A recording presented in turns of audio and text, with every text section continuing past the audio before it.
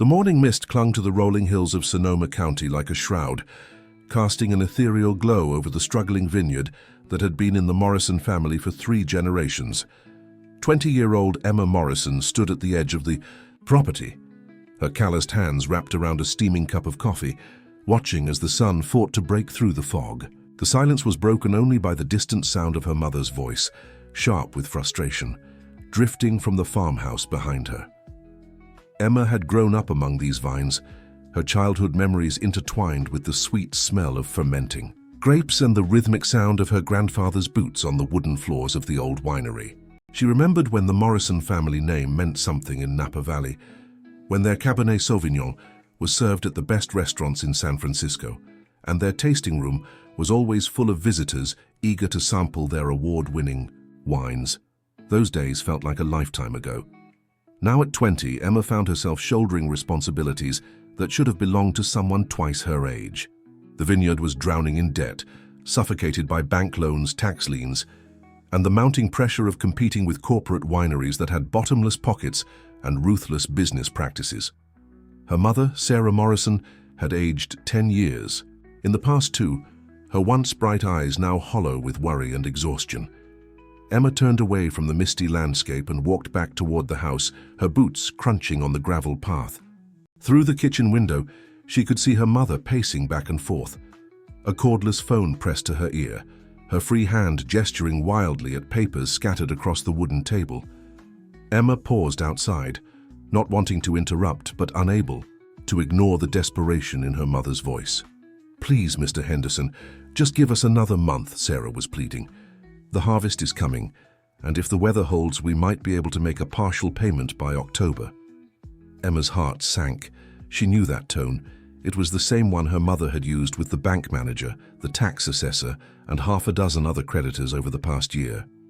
It was the voice of someone who was running out of options, grasping at straws that were already slipping through her fingers. The conversation ended abruptly, and Emma heard the phone clatter onto the table, followed by her mother's muffled sobs. She waited a moment before pushing open the screen door, pretending she hadn't heard anything as she stepped into the warm kitchen that smelled of cinnamon and despair. "Morning, Mom," Emma said softly, refilling her coffee cup from the old percolator on the stove. "How are you feeling today?" Sarah Morrison quickly wiped her eyes and forced a smile that didn't reach them. "Oh, you know, honey, just tired. This old house keeps me up at night with all its creaking and settling."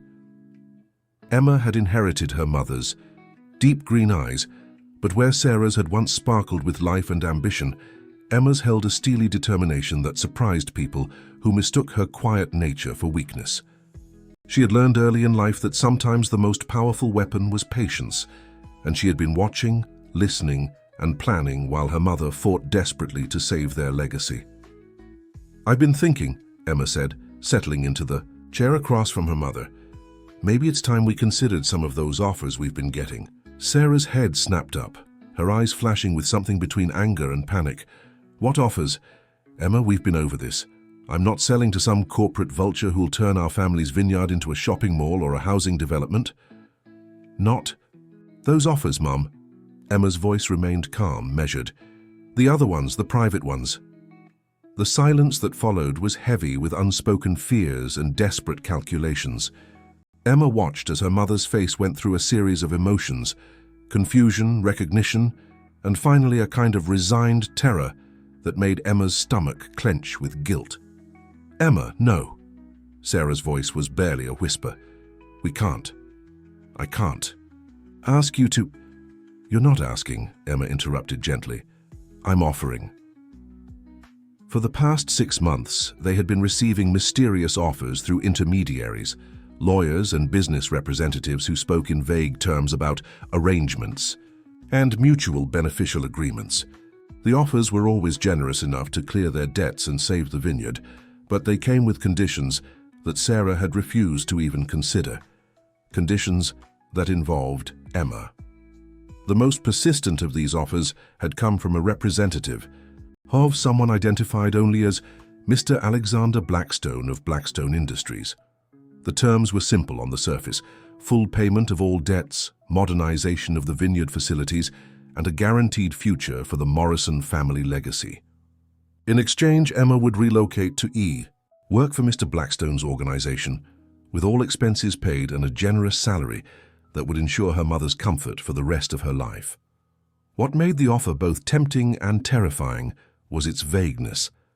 The representative, a polished woman in an expensive suit who had introduced herself simply as Ms. Chen, had been deliberately evasive about the nature of Emma's duties, the location of her work, and the terms of the arrangement. She spoke in corporate euphemisms about personal assistance, cultural exchange, and expanding horizons, but never provided concrete details about what Emma's life would look like under this arrangement. "He's done his research on our family," Sarah said finally, her voice hollow. "Whoever this Blackstone is, he knows exactly how desperate we are. That makes him dangerous, Emma. Men like that don't make generous offers without expecting something significant in return." Emma stood up and walked to the window overlooking the vineyard. The morning mist was beginning to lift, revealing row after row of grapevines that had been in her family for decades. Some of the vines were older than she was, their twisted trunks telling the story of seasons of plenty and seasons of struggle. The thought of losing all of this, of watching bulldozers tear up the roots that connected her to 3 generations, of Morrison vintners was unbearable. What if it's legitimate? Emma asked, not turning around. What if he really just needs someone with my background, someone who understands agriculture and wine production? Maybe he has vineyards of his own, or he's looking to invest in the industry. Then why all the secrecy? Sarah's voice rose slightly. Why won't he meet with us directly? Why won't his people tell us exactly what they expect from you? Emma turned back to face her mother, and Sarah was struck by how much her daughter had matured over the past few years. Gone was the dreamy girl who used to chase butterflies through the vineyard rows and make up stories about the old oak tree by the pond. In her place stood a young woman with clear eyes and steady hands, someone who had learned to make difficult decisions and live with their consequences. Because men like him are used to getting what they want without having to explain themselves, Emma said. But that doesn't necessarily make him evil, Mum. Maybe he's just eccentric. Rich people can afford to be strange. Sarah laughed bitterly. Eccentric rich people don't usually go around rescuing failing family businesses out of the goodness of their hearts, sweetheart. There's always a catch, and the bigger the rescue, the bigger the catch.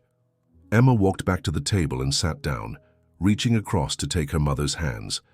Sarah's fingers were rough from years of working in the vineyard, stained with soil, and scarred from countless minor injuries. These were the hands that had taught Emma how to prune vines, how to test the sugar content of grapes, how to guide fermentation with patience and intuition. They were hands that deserved rest, not the constant worry of impending financial ruin. What if the catch is something I can live with? Emma asked. What if it's just a matter of working for him for a few years, learning about his business, maybe expanding my own knowledge of the wine industry? There are worse things than being well paid to work for a successful businessman. And what if it's not? Sarah's grip tightened on Emma's hands. What if you sign those papers and find yourself trapped in a situation you can't escape? What if this Blackstone person expects things from you that you're not willing to give? The question hung in the air between them, heavy with implications that neither woman wanted to voice directly.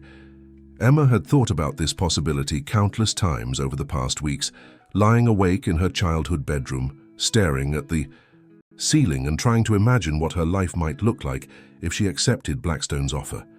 The truth was, she had very few alternatives. Her college education had been cut short when the vineyard's financial problems began, and her experience was limited to agriculture and wine production, skills that were valuable but not exactly in high demand in the current job market. Even if she found work elsewhere, her salary would never be enough to save the vineyard and support her mother. "I've made up my mind, Mom," Emma said finally.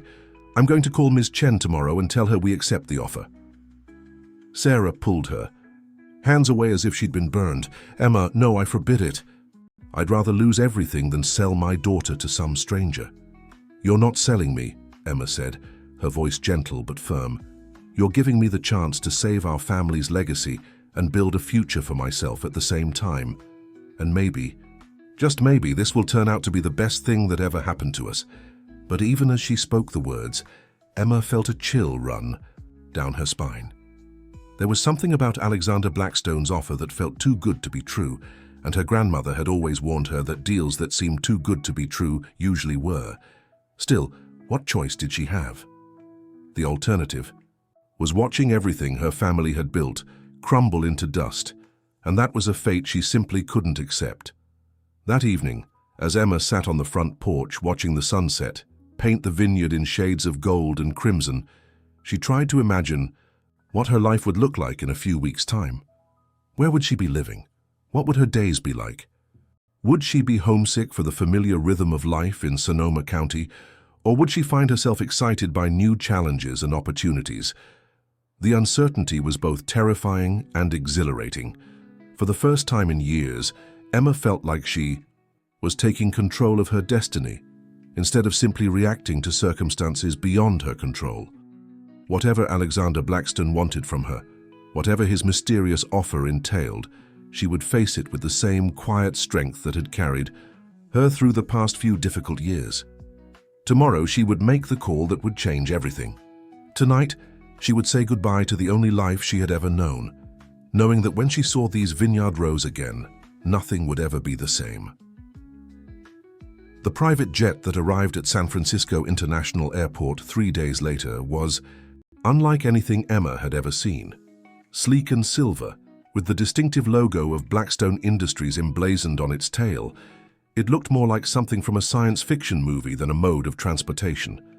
As Emma stood on the tarmac with her single suitcase, she felt simultaneously insignificant and strangely important, as if she were stepping into a story much larger than herself. Ms. Chen had arrived precisely on time, her black sedan pulling up to the Morrison vineyard at exactly 9 o'clock in the morning. She had been polite but businesslike, reviewing the contract terms one final time, while Emma signed her name on documents that would reshape her entire existence. The arrangements had been made with military precision: Emma's travel documents, a detailed itinerary, and even a new wardrobe waiting for her at her destination. Mr. Blackstone values punctuality and attention to detail, Ms. Chen had explained as they drove toward the airport. He has taken a personal interest in your situation and expects that you will adapt quickly to your new environment. Emma had tried to extract more information about her mysterious employer during the drive, but Ms. Chen had remained diplomatically vague. Alexander Blackstone was described as a successful entrepreneur with interests in multiple industries, a private man who preferred to conduct business away from the public eye. His primary residence was in Montana, where he managed his various enterprises from a secluded compound in the Rocky Mountains. "What exactly will I be doing for him?" Emma had asked for what felt like the 100th time. "Mr. Blackstone will explain your duties personally," Ms. Chen had replied with a slight smile. "He prefers to orient new personnel himself, to ensure that expectations are clearly understood from the beginning." Now, as Emma climbed the steps of the private jet, she wondered if she had made a terrible mistake. The luxury of the aircraft's interior was overwhelming. Cream-colored leather seats, polished wood trim, and crystal glasses that probably cost more than her mother's monthly grocery budget. A flight attendant with perfect hair and a practiced smile welcomed her aboard and offered her champagne, which Emma politely declined. "The flight to Montana will take approximately 2 hours," the attendant informed her. "Mr. Blackstone has arranged for your comfort, and there are magazines and books available if you'd like something to read during the journey." As the jet taxied down the runway, Emma pressed her face to the window and watched California disappear beneath the clouds. Somewhere below, her mother was probably working in the vineyard, checking the progress of the grapes that would soon be ready for harvest. The thought made Emma's chest tight with homesickness, even though she had been gone for less than 4 hours. The flight passed in a blur of nervous anticipation and surreal luxury. Emma tried to read one of the magazines, but the words seemed to swim on the page as her mind raced with questions and possibilities. What kind of man commanded this level of wealth and influence?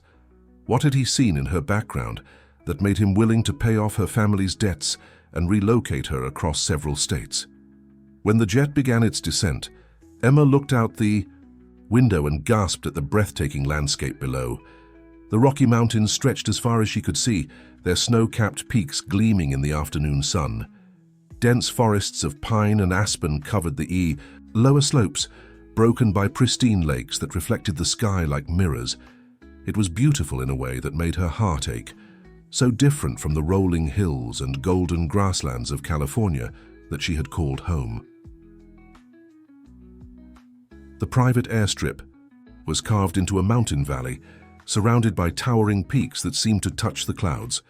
As the jet touched down, Emma could see a black SUV waiting at the edge of the tarmac, its windows tinted so dark that she couldn't make out the driver inside.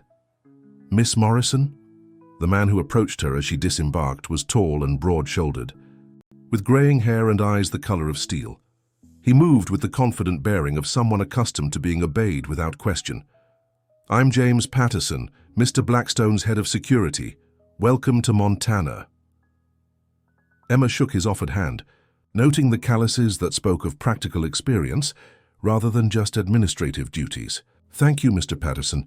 It's impressive here." "The mountains have a way of putting things in perspective," Patterson agreed, gesturing toward the waiting SUV.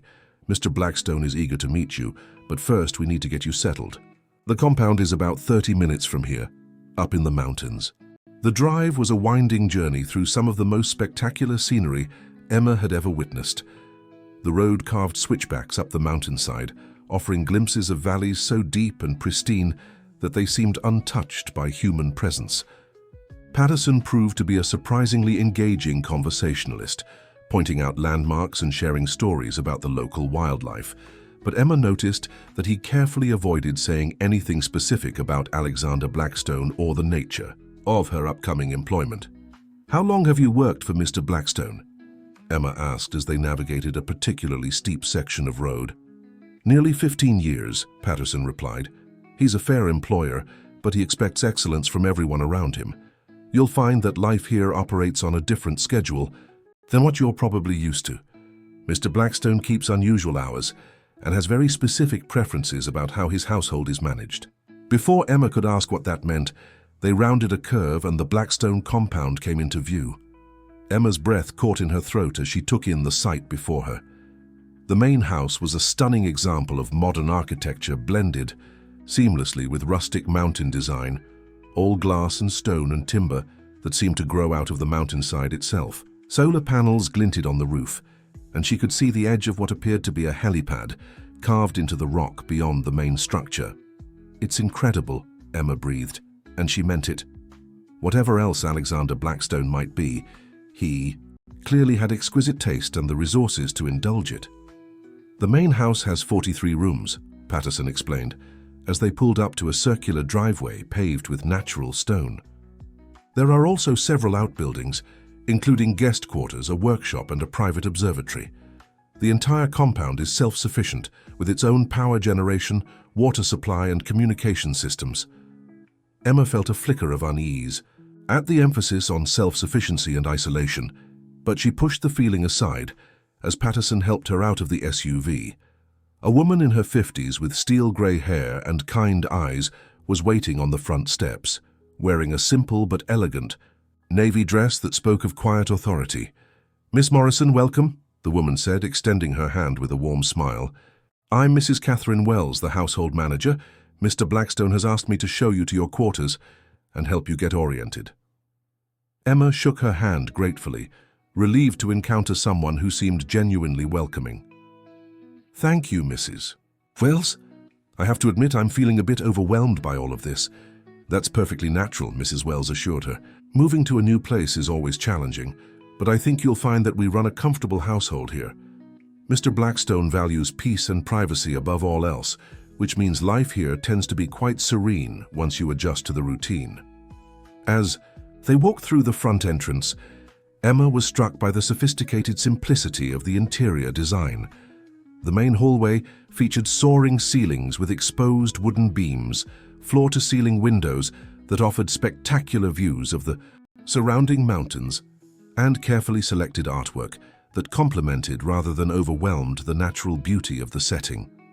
"Your quarters are in the East Wing," Mrs. Wells explained as they walked through corridors lined with what Emma was beginning to recognize as museum-quality Native American pottery and textile pieces. You'll have complete privacy with your own sitting room, bedroom and bathroom. There's also a small kitchenette if you prefer to prepare your own meals, though you're welcome to take your meals in the main dining room or have them delivered to your suite. The suite that Mrs. Wells showed her was larger than Emma's entire bedroom back home, decorated in warm earth tones that echoed the natural landscape outside. French doors opened onto a private balcony that overlooked a pine forest, and Emma could hear the distant sound of a stream somewhere in the valley below. "It's beautiful," Emma said, setting her suitcase on the bed and walking to the windows. "I don't think I've ever seen anything so peaceful." Mr. Blackstone chose this location specifically for its isolation and natural beauty, Mrs. Wells explained. He finds that the mountain environment promotes clarity of thought and purpose. Now, you must be tired from your journey. Why don't you rest for a while and freshen up? Mr. Blackstone would like to meet with you for dinner at 7 o'clock. After Mrs. Wells left, Emma unpacked her few belongings and tried to process the surreal turn her life had taken. Less than a week ago, she had been worried about making the mortgage payment on a failing vineyard. Now she was living in luxury that most people could only dream of, preparing to meet a man who apparently wielded enough influence to orchestrate her entire relocation with a few phone calls. She spent the afternoon exploring her suite and the immediate surroundings, trying to shake off the feeling that she was trapped in an elaborate dream. The compound was even more impressive up close, with thoughtful details that spoke of careful planning and unlimited resources. The grounds were meticulously maintained, with native plants and trees that created a seamless transition between the built environment and the wilderness beyond. As evening approached, Emma found herself growing increasingly nervous about meeting Alexander Blackstone. What would he be like in person? What did he expect from her? Most importantly, what had motivated him to make such a generous offer to a complete stranger? At precisely 7 o'clock, Mrs. Wells knocked on her door to escort her to the main dining room. Emma had chosen her most conservative dress from the limited wardrobe she had brought, a simple black sheath that she hoped would be appropriate for whatever this dinner might entail. The dining room was intimate despite its size, with seating for 12 around a table made from a single massive piece of polished pine. Floor-to-ceiling windows offered a panoramic view of the mountains, now purple and gold in the setting sun. Only 2 places were set at the table, facing each other across the gleaming wood surface. "Mr. Blackstone will be with you shortly," Mrs. Wells assured her. "Can I get you anything to drink while you wait?" Emma asked for water and stood by the windows, trying to calm her racing heart. Behind her, she heard footsteps approaching, and she turned around to get her first look at the man who had changed her life. Alexander Blackstone was not what she had expected. She had imagined someone older, perhaps heavy-set and soft from years of luxury. Instead, the man who entered the dining room was probably in his mid-40s, tall and lean with silver threading through dark hair that was just long enough to suggest he didn't worry much about conventional business appearances. His eyes were the deep brown of rich coffee, and they seemed to take in everything about her in a single glance. "Miss Morrison," he said, his voice carrying just a hint of an accent she couldn't quite place. "Welcome to my home. I trust your journey was comfortable." "Yes, thank you," Emma replied, accepting his offered handshake. His grip was firm without being aggressive, the hands of someone who was accustomed to both physical work and boardroom negotiations. "Your compound is extraordinary. I've never seen anything like it." "I'm glad you approve," Blackstone said, gesturing for her to take her seat. "I believe our environment shapes us in profound ways, and I wanted to create a place that would inspire both contemplation and achievement." As they settled at the table and the first course was served by silent, efficient staff members, Emma found herself studying her host with growing curiosity. There was something about Alexander Blackstone that didn't quite fit the image of a typical businessman. His movements were too controlled, his awareness too sharp, as if he were constantly evaluating potential threats or opportunities in his surroundings. "I imagine you have questions," Blackstone said, cutting into his salmon with precise movements. "Please feel free to ask anything you'd like to know." Emma took a sip of her wine and gathered her courage. I suppose my biggest question is why me? I mean, I'm grateful for your offer, and I want to do well in whatever role you have in mind for me. But I can't understand what I bring to the table that would justify such a generous arrangement. Blackstone was quiet for a long moment, his dark eyes studying her face with an intensity that made her slightly uncomfortable. When he finally spoke, his voice was measured and thoughtful. "Tell me about your vineyard, Miss Morrison. What does it mean to you?" The unexpected question caught Emma off guard, but she found herself answering honestly. "It's my family's legacy. My great-grandfather started it with nothing but determination and a dream of creating something that would last. My grandfather expanded it, and my mother has been fighting to keep it alive despite challenges that would have broken most people. It represents everything I know about hard work, tradition, and refusing to give up even when the odds are against you." "And you were willing to leave all of that behind to save it?" "I was willing to take a risk to preserve it," Emma corrected. "There's a difference between abandoning something and making a sacrifice to protect it." Blackstone nodded approvingly. "That distinction is important, and it tells me that I made the right choice in extending my offer. You see, Miss Morrison, I'm not just looking for an employee. I'm looking for someone who understands the value of loyalty, sacrifice, and long-term thinking. Someone who won't be easily intimidated or discouraged when faced with complex challenges." "What kind of challenges?" Emma asked. Before Blackstone could answer, his phone buzzed with an incoming message. He glanced at it briefly, and Emma saw his expression darken almost imperceptibly. "I'm afraid we'll have to continue this conversation tomorrow," he said, his tone remaining polite but suddenly distant. "Something urgent has come up that requires my immediate attention. Mrs. Wells will see you back to your quarters." As if summoned by telepathy, Mrs. Wells appeared in the doorway, ready to escort Emma back to her suite.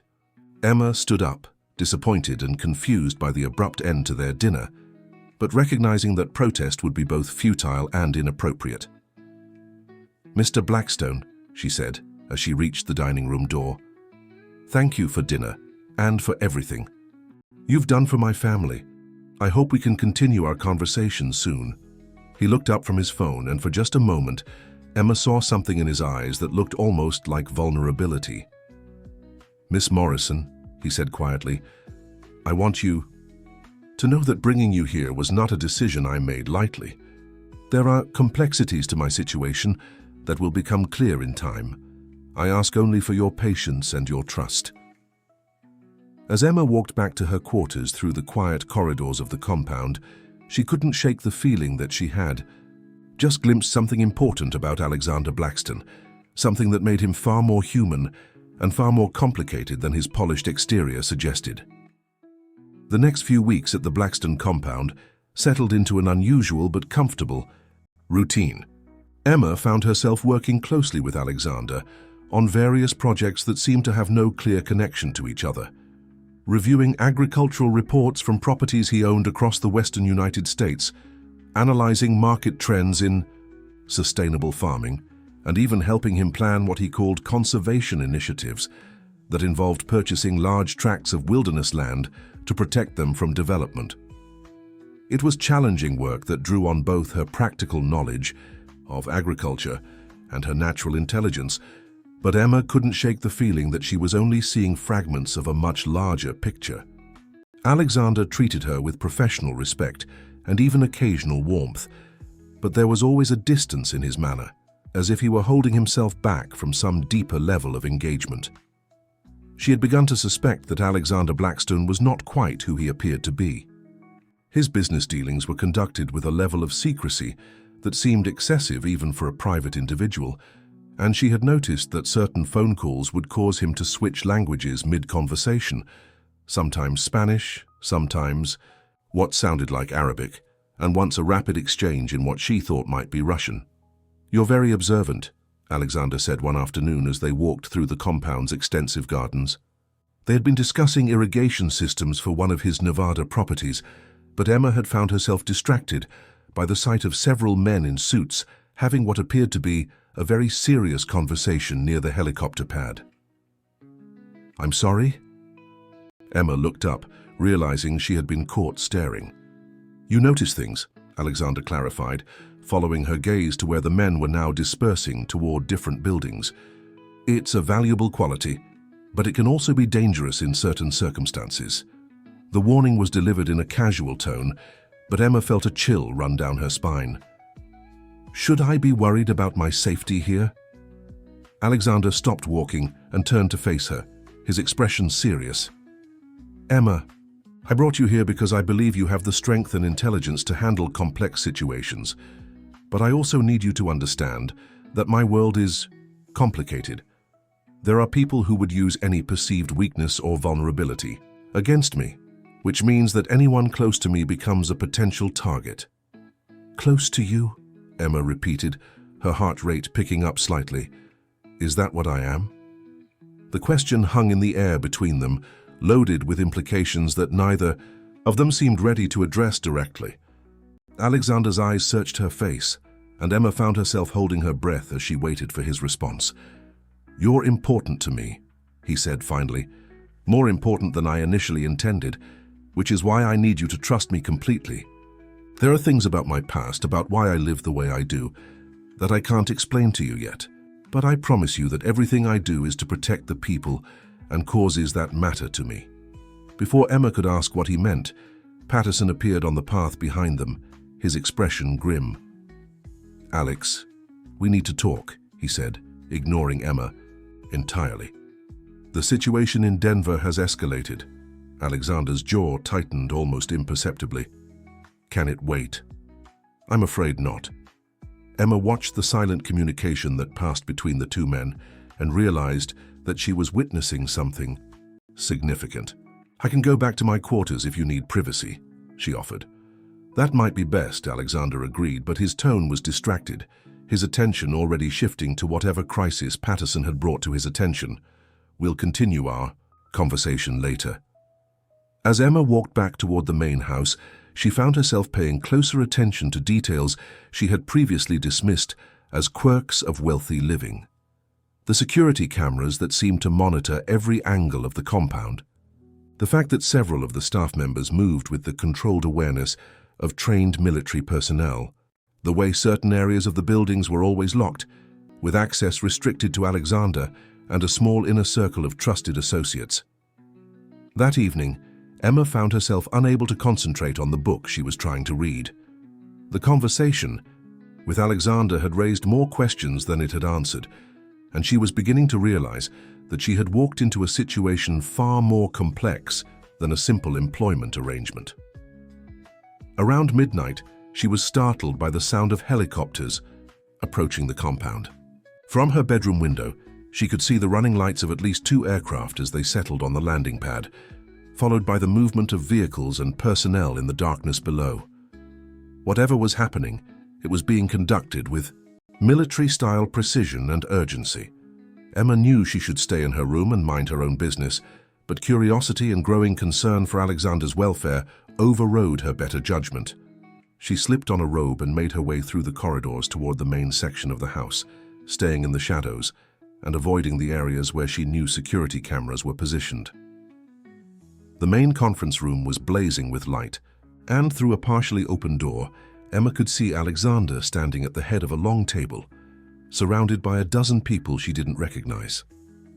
Maps were spread across the table's surface, and everyone in the room had the tense, focused energy of people dealing with a serious crisis. The leak came from inside, a woman with short blonde hair was saying. Someone with access to the Denver. Operation has been feeding information to Harrison's people. We need to assume that everything we've planned for the next 6 months has been compromised. Alexander's voice was cold, with controlled anger. How much do they know? Enough to cause serious problems, Patterson replied. Harrison is moving faster than we anticipated, and he's got backing from people we didn't expect to be involved. Political backing. Emma felt her blood chill as she realized she was overhearing something that could be dangerous for her to know. She started to back away from the door, but her movement must have caught someone's attention, because suddenly the conversation stopped and she heard footsteps approaching. Emma. Alexander's voice was quiet but firm as he appeared in the doorway. Come in, please. Emma's first instinct was to run, but she knew that would only make things worse. She stepped into the conference room, acutely aware that everyone at the table was studying her with expressions ranging from curiosity to suspicion. "I'm sorry," she said, addressing Alexander directly. "I heard the helicopters, and I was worried. About you. I know I shouldn't have been wandering around, but It's all right," Alexander interrupted, and to Emma's surprise, he didn't sound angry. "Actually, this saves me from having to figure out how to explain the situation to you."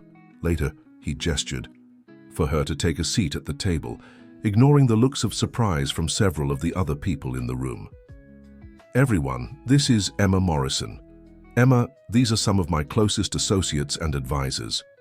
Emma sat down carefully, feeling like Alice tumbling down the rabbit hole. "I don't understand what's happening." "What's happening," Alexander said, settling into the chair beside her, "is that someone is trying to destroy everything I've built.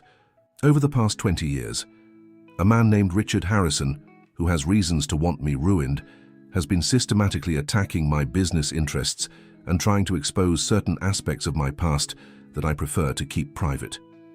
The blonde woman leaned forward. "Alex, are you sure about this? She doesn't have clearance for this level of information." Alexander's gaze didn't waver from Emma's face. "She's about to get it. Emma, what I'm going to tell you will change how you see me, and it may change how you feel about staying here, but given what's happening, you deserve to know the truth." Emma's mouth felt dry. "What truth?" "My name is Alexander Blackstone, and I am a legitimate businessman, but I'm also someone who has spent the last 2 decades helping people disappear when their lives are in danger. Political dissidents, witnesses to crimes, people who have been targeted by corrupt governments or criminal organizations. I provide them with new identities, safe places to live, and the resources they need to rebuild their lives." Emma stared at him, trying to process what she was hearing. "You're saying you're part of some kind of underground railroad?" "Something like that," Alexander confirmed. "It started small, helping a few people who had nowhere else to turn. But over the years, it's grown into a network that operates across multiple countries. We've helped thousands of people find safety and freedom." Patterson leaned back in his chair. "And Richard Harrison is a former federal prosecutor who's been trying to shut us down for years. He believes we're operating outside the law, which technically we are, even though everything we do is to save lives." "Harrison has political ambitions," the blonde woman added. "He's planning to run for the Senate next year, and he thinks exposing our operation will give him the credibility he needs with law enforcement communities. He doesn't care how many innocent people get hurt in the process." Emma felt like the floor was shifting beneath her feet. "So, the agricultural projects, the land conservation, are real," Alexander assured her, "but they also provide cover for our other activities. Remote properties where people can stay while we arrange their permanent relocation. Business fronts that allow us to move money and resources without attracting attention." "And me?" Emma asked, though she was beginning to suspect she knew part of the answer. "Why did you really bring me here?" Alexander was quiet for a long moment, and Emma could see him weighing his words carefully. "Because Richard Harrison has been investigating my background, and he discovered something that he plans to use to destroy me, something about my past that I've kept hidden for 20 years." "What kind of something?" "A connection to your family that I didn't know existed until recently." Emma's blood turned to ice. "What are you talking about?" Alexander stood up and walked to the windows, his back to the room. 22 years ago, I took a vacation to California. I was young, recently graduated from college, and I thought I was in love with a woman named Sarah Chen, a graduate student at UC Davis who was studying viticulture. Emma's world tilted sideways. "Sarah Chen?" "We spent 3 months together that summer. She was beautiful, intelligent, passionate about her work with wine production. I thought we had a future together, but when I told her about my family's expectations, about the business I was expected to take over, she became distant. Then one day she simply disappeared, left school, left California, and I never saw her again." Emma's hands were shaking as the implications crashed over her. "My mother's maiden name was Chen. She was at UC Davis 22 years ago." Alexander turned around slowly, his dark eyes meeting hers across the room. And she came back to California and married a man named David Morrison, who adopted her daughter and gave her his name. The silence in the room was deafening. Emma felt like she couldn't breathe, couldn't think, couldn't process what she was hearing. I'm saying that Richard Harrison discovered that Sarah Chen Morrison is the woman I was involved with 22 years ago, and he's also discovered that she has a daughter who would be approximately 21 years old. Emma's voice was barely a whisper. You think I'm your daughter? I think it's possible, Alexander said quietly, and Harrison thinks it's probable. He's been watching your family for months, waiting for the right moment to use this information to destroy both of us. The blonde woman leaned forward. That's why we made the offer to help your family. We needed to get you away from California before Harrison could make his move. But you didn't tell me, Emma said, anger beginning to break through her shock. You let me think this was about business, about saving the vineyard. You manipulated me into coming here under false pretenses. Yes, Alexander admitted, I did, because I needed time to figure out the truth, and I needed to keep you safe while I did it. If you are my daughter, then Harrison will try to use you against me. If you're not, then you've simply been caught up in something that was never your fault. Emma stood up abruptly, her chair scraping against the floor. I need to get out of here. I need to think. Emma, wait, Alexander started, but she was already moving toward the door. No, she said, turning back to face him. You don't get to drop a bombshell like this and then ask me to wait. You've been lying to me since the moment I arrived here. How am I supposed to trust anything you say now? Because despite everything, I've been trying to protect you, Alexander said. And because whether you're my daughter or not, I care about what happens to you. Emma laughed bitterly. You care about me? You bought me like a piece of property, brought me to the middle of nowhere, and now you're telling me that my entire life might be built on lies. That's not caring, that's manipulation. Emma, please. Alexander's voice was strained. I know. This is overwhelming, but I need you to understand that we're all in danger here. Harrison is planning to make his move soon, and if you're not prepared for what's coming, you could get hurt. I'm already hurt, Emma shot back. I'm already lost and confused and angry, and I don't know if I can trust anything you've told me. She turned and walked out of the conference room, leaving Alexander and his associates to deal with their crisis, while she tried to figure out how to process the revelation that her entire understanding of her own identity might be wrong. As she made her way back to her quarters through the darkened corridors, Emma's mind raced with questions and possibilities. If Alexander was telling the truth, then her mother had been keeping a secret for over 20 years. But why?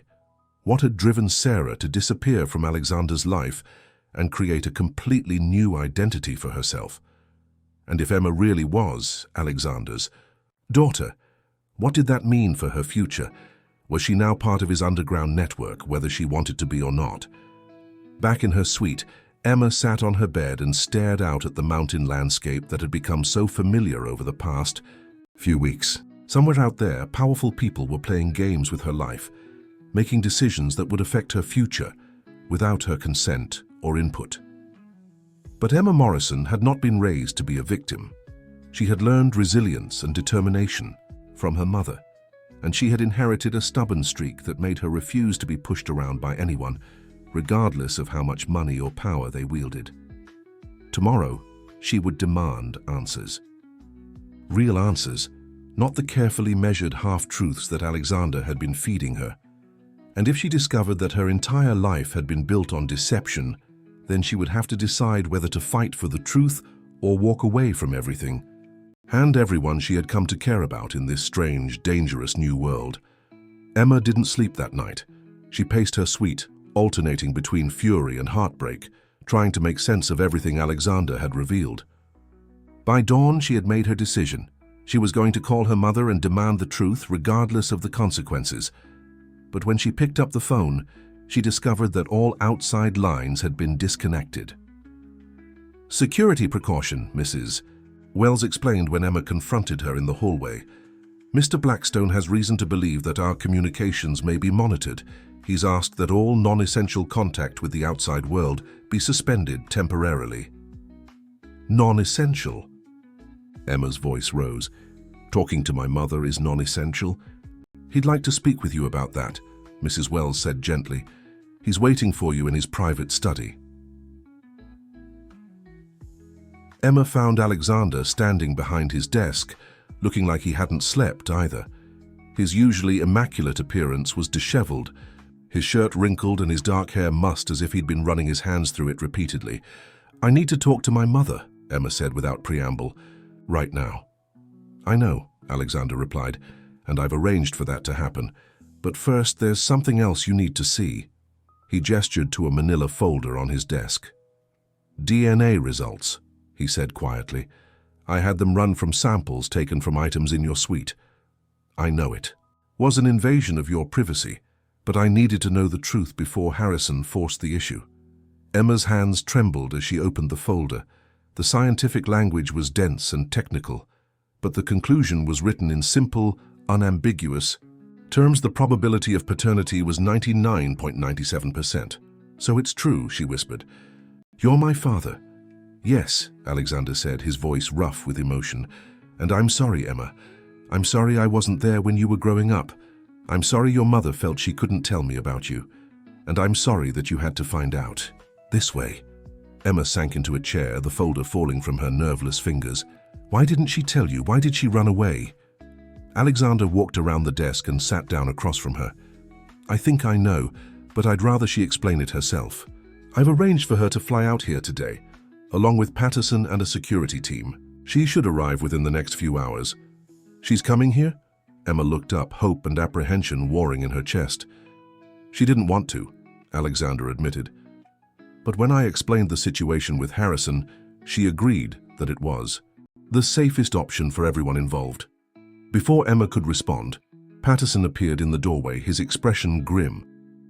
Alex, we have a problem. Harrison's people have been spotted in the valley. They're setting up some kind of surveillance operation about 5 miles from here. Alexander's jaw tightened. How many? At least a dozen vehicles, maybe more. It looks like they're planning to stay for a while. Emma felt a chill run down her spine. What does that mean? It means Harrison is making his move, Alexander said, standing up. He's probably planning to wait until your mother arrives, then move in with federal marshals and arrest warrants. He wants to create a spectacle that will generate maximum media attention. Can he do that? Emma asked.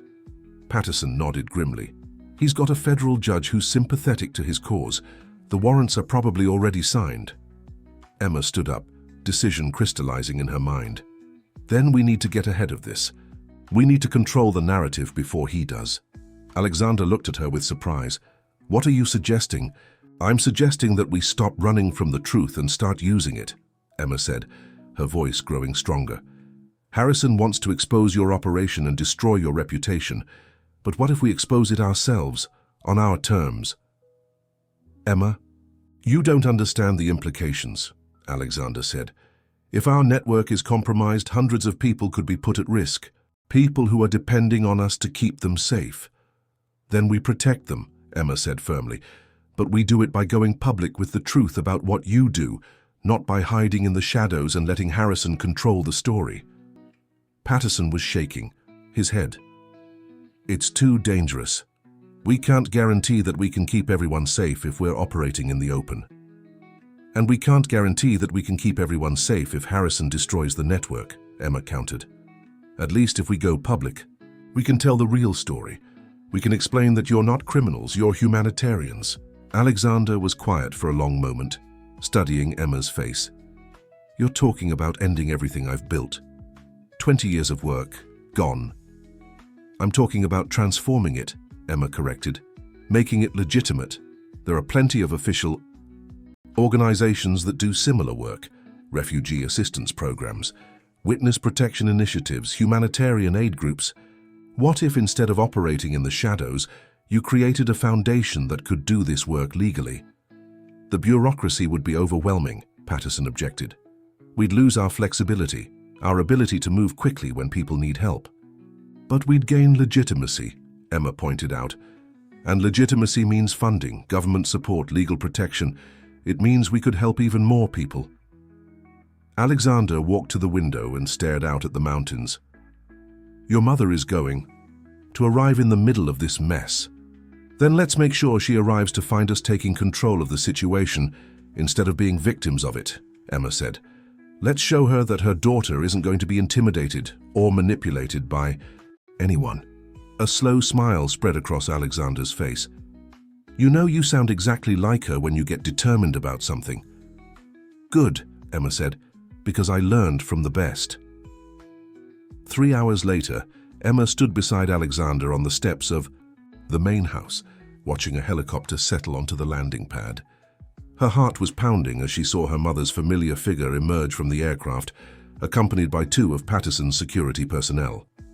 Sarah Morrison looked older than Emma remembered, her hair streaked with more grey and her face lined with worry. But when she saw Emma, her expression transformed with relief and love. Emma! Sarah ran toward her daughter, and Emma met her halfway, throwing her arms around the woman who had raised her with such strength and determination.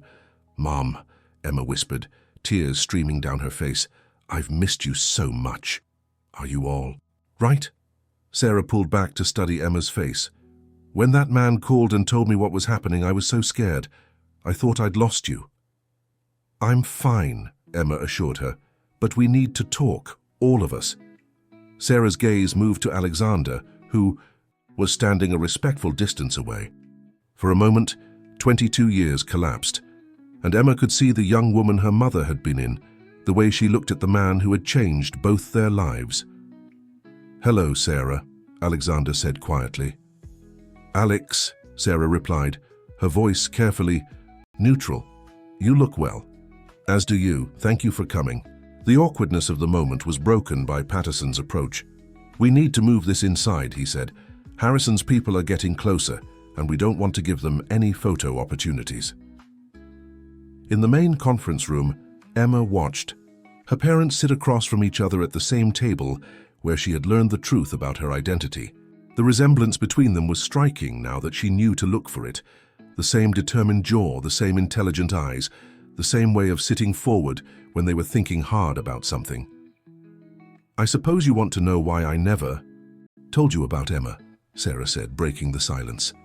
I think I've figured most of it out, Alexander replied, but I'd like to hear it from you. Sarah sighed deeply. When you told me about your family's business, about the expectations and the pressure, I realized that I could never be part of that world. I was a farm girl from California, studying agriculture on a scholarship. Your family would have seen me as a gold digger, an outsider trying to take advantage of their son. You could have told me you were pregnant, Alexander said gently. I would have supported you, regardless of what my family thought. Would you? Sarah's voice was sharp with old pain. Or would you have felt trapped, obligated to marry someone you barely knew because of an unplanned pregnancy? I didn't want to be the reason you gave up your dreams, and I didn't want Emma to grow up knowing that her father had been forced into a relationship he didn't want. Emma watched the emotions play across Alexander's face, regret, understanding, and something that looked like admiration for her mother's fierce independence. So you created a new life for yourself, Alexander said. Married David Morrison, started the vineyard, raised Emma as his daughter. David knew the truth, Sarah said. He loved Emma from the moment he met her, and he was a wonderful father to her. I never regretted that choice. But you regretted not telling me, Alexander observed. Sarah's eyes filled with tears. Every day, especially when Emma started asking questions about her heritage, about why she looked different from David and me. I wanted to tell her the truth, but how do you explain to a child that her real father is someone she's never met? Emma reached across the table and took her mother's hand. You did what you thought was best for everyone. I understand that now. Do you? Sarah looked at her daughter with desperate hope. Because I've been carrying this guilt for 20 years, and I don't know how to make it right.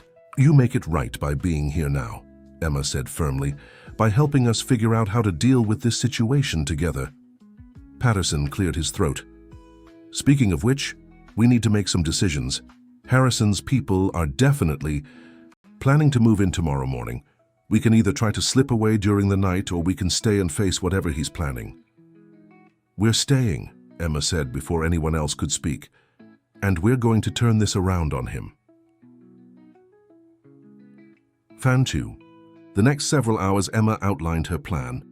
Instead of waiting for Harrison to expose Alexander's network, they would hold a press conference and announce the formation of the Blackstone Foundation, a legitimate humanitarian organization dedicated to helping refugees and displaced persons. Alexander would acknowledge his past activities, but frame them as necessary steps to save lives when official channels had failed. It's risky, Patterson admitted, but it might work. If we can generate enough positive media attention, Harrison's attack will look like political grandstanding. What about the people who are currently in the network? Sarah asked. Will they be safe if this goes public? We'll have to accelerate their relocation processes, Alexander said. It won't be easy, but it's better than leaving them vulnerable to Harrison's investigation. As the evening wore on, Emma found herself working alongside her parents to refine the plan. It was surreal to see them collaborating, their different skills and perspectives complementing each other in ways that suggested what their relationship might have been like under different circumstances. You know, Sarah said during a break in the planning, Emma gets her stubbornness from both of us, and her tendency to take on impossible challenges. Alexander smiled. She also gets her courage from both of us. I'm proud of her. So am I, Sarah said, looking at Emma with admiration. She's turned into an extraordinary young woman. Emma felt tears prick her eyes. I had good examples to follow. The next morning, as Harrison's convoy approached the compound, Emma stood between her parents on the front steps, facing a group of reporters who had been hastily assembled for the press conference. Cameras flashed as Alexander stepped forward to address the media. Ladies and gentlemen, he began, his voice carrying clearly in the mountain air, my name is Alexander Blackstone, and I'm here today to announce the formation of the Blackstone Foundation, a humanitarian organization dedicated to helping refugees and displaced persons find safety and new opportunities. As he spoke, Emma watched Richard Harrison's face through the crowd of reporters. The man looked furious, his carefully planned ambush turning into a public relations victory for the people he had hoped to destroy. For the past 20 years, Alexander continued, I have been using my resources to help people who had nowhere else to turn.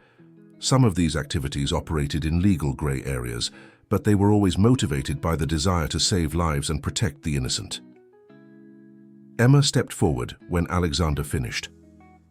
My name is Emma Morrison Blackstone, she said, using both names for the first time. I am Alexander Blackstone's daughter, and I am proud to be joining the Blackstone Foundation as its Director of Agricultural Programs.